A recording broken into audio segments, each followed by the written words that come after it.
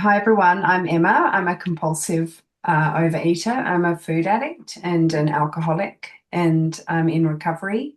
I'm abstinent today.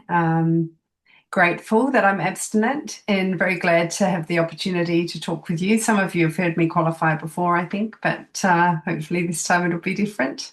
I weigh and measure 3 meals a day from the Grey Sheet foods. I commit them to my sponsor, and I don't eat in between meals no matter what. I eat what I've committed, and I try every day to make abstinence the most important thing in my life. I'll try and give you a bit of a snapshot of how my life was before I found the Grey Sheet. I was overweight. I'm quite small. I have quite a small frame. I'm not that tall, and I was 100 kilos. I can't remember what that is in pounds. I'm sorry. But I was definitely way overweight for my height. I was starting to get really bad women's health problems as I was leading into my 50s, and I had terrible anxiety, and I was not really living life. I was just observing and criticizing often others, what they were doing from the sidelines. And I had high blood pressure. I had my HbA1c, which shows how the sugar is managed in your blood, was not great. And I started off when I got all of that news thinking, I'm going to have to start to meditate so I can calm down a little bit. And when I go and have my next blood pressure test, I can get my blood pressure down that way. So I had 3 months or 6 months, and I was meant to change my diet and lose some weight and come back. And I remember sitting in the waiting room of the doctors trying to slow my breathing down as slowly as I could so that when the lady came to take my blood pressure, that it wouldn't be too high. I made sure I got there 15 minutes early so I wasn't racing through the door, and I hadn't really made any progress whatsoever. And of course, nothing had changed. And she said to me, Emma, I'm going to put you on beta blockers, and I'm going to start treating you for high blood pressure. And I said to her, just give me 6 more months. And she said, I don't think anything's going to change really. And I went home and I thought, I've got to do something about this. And I couldn't really even realize how it had happened. I was a grazer. I'd always loved food. I'd been to the psychologist a little while before I joined the Grey Sheet, and I said, I don't know what it is. I just love food so much. I love cooking. I love everything about it. And somehow it's like it's causing me to get sick.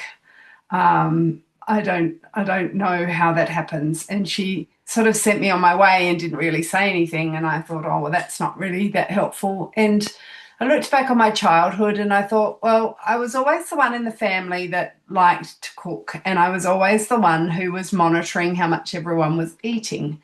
And I made sure that I never missed out. I stole food from my sisters.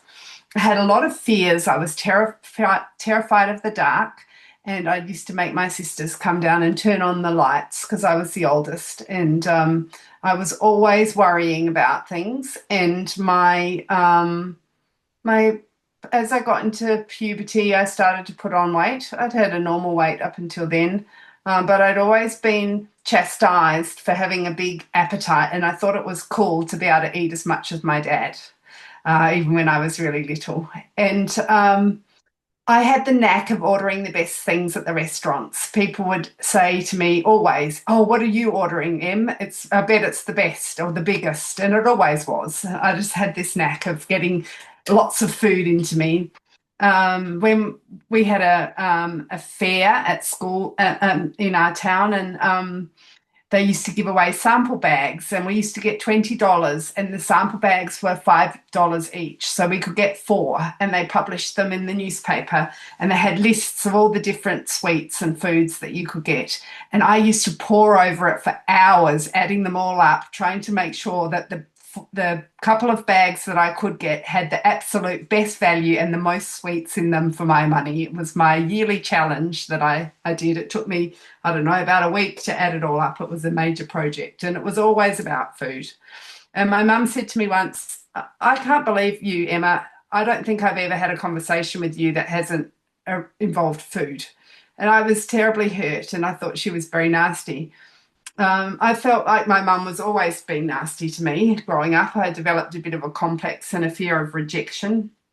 And I eventually started feeling very empty and feeling that my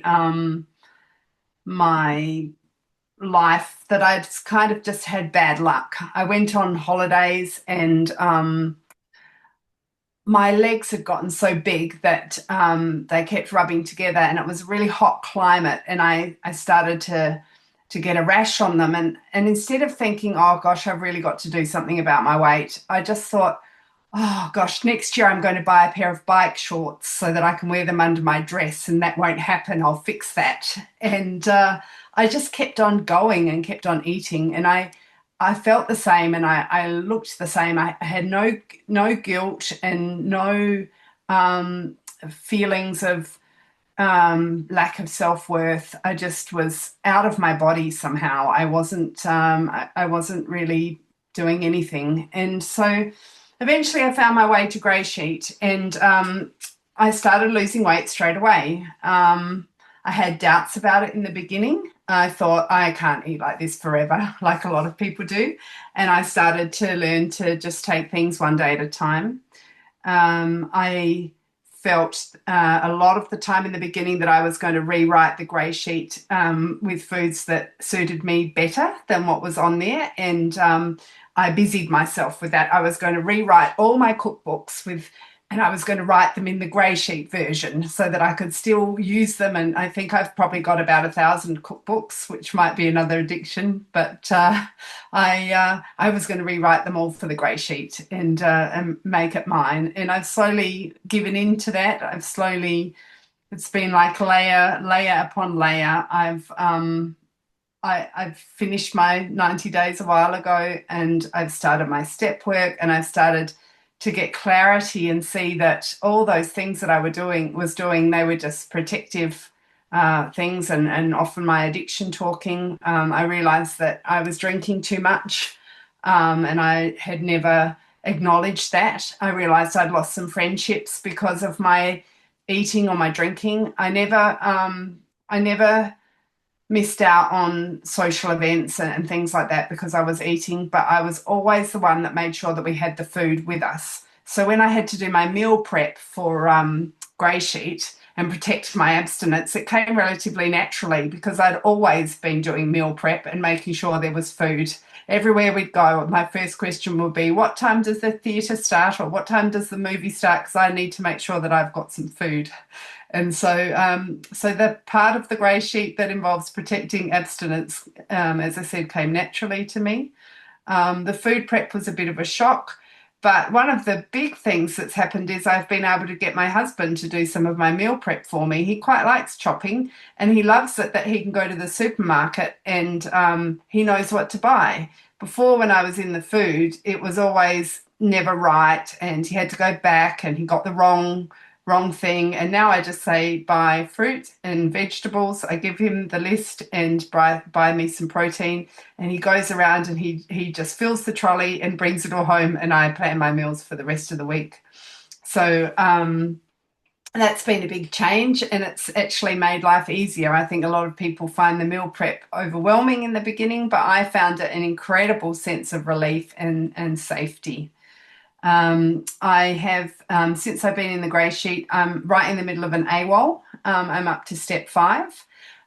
So that's been very painful and very enlightening. And now I'm starting to feel some freedom, I suppose, that comes from having cleaned up a lot of things that were really causing my anxiety and my emptiness.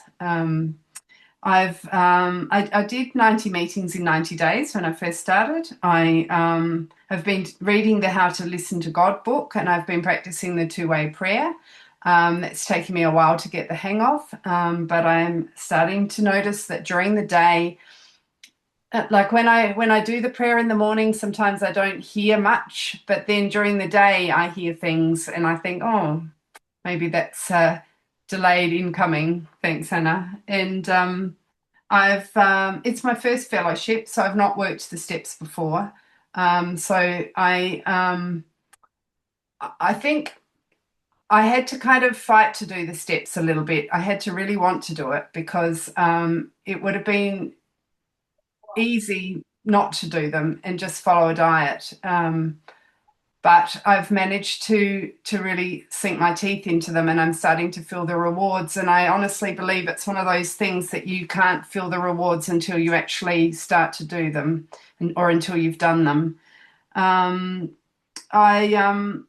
I couldn't feel my feelings anymore, and now when I was doing the step work, and one of my big resentments was my mum, and someone said to me, we could talk about amends, and my first reaction was, oh, no way, no way, there's no way, I can't do that. She's all in the wrong, and I realized that I felt something in my body, and I felt like a magnet that had been turned around the wrong way and was put against the wrong part of another magnet. I just felt an absolute feeling of kind of recoiling, and I was really happy because I thought, wow, I'm starting to feel again. So that was pretty interesting for me to experience. I have lost 30 kilos, or 35 actually, probably 35 kilos.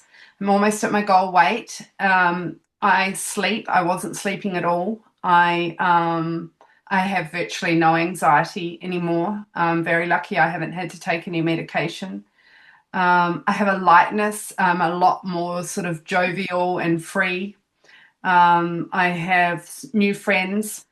I have been enjoying serving others, and really practicing thinking of other people more than myself. When I was in the food, it was all about me. And I have three sponsees. And when I first started supporting them, I was terrified that they would know more than me, because they'd all come from other fellowships and they'd all done a lot more step work than me. But I realized that that's not what it's about. And I have learnt to use the grey sheet in the rest of my life.